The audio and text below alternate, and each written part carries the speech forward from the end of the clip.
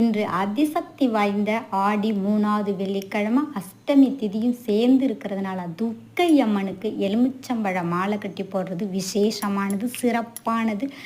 ராஜகனி இன்னைக்கு கட்டி போடும்போது நம்மளுக்கு ராஜ வாழ்க்கை தாங்க. எங்கள் ஊர் அம்மன் சின்ன அம்மன், அதனால் 7 எலுமிச்சம்பழம் வச்சு ரோஜாப்பூ பத்தினி கொத்தை இடையில வச்சு இன்றைக்கி வெள்ளிக்கிழமையோடுங்கிறதுனால கொஞ்சமாக மல்லிகைப்பூ சேர்த்து மாலையாக கட்டி அம்மனுக்கு நான் போட போகிறேங்க.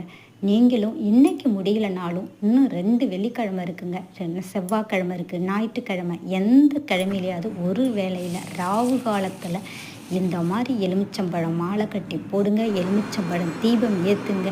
செவ்வாய்க்கிழமை போடுறதுனா குடும்பத்தில் திருமணமாகாத கன்னி பெண்கள் இருந்தால் உடனே பையனாக இருந்தாலும் நடக்குங்க. ஞாயிற்றுக்கிழமையில் போடுவது நல்ல வேலை கிடைக்கும். சர்வ சகல சௌபாக்கியங்களும் நமக்கு கிடைக்கணும்னா வெள்ளிக்கிழமை ராவு காலத்தில் எலுமிச்சம்பழம் தீபம் ஏற்றி வழிபாடு செய்யுங்க. முடியலையா 6 மணிக்கு மேலே அம்மனுக்கு கட்டி போட்டாலும் போதுங்க.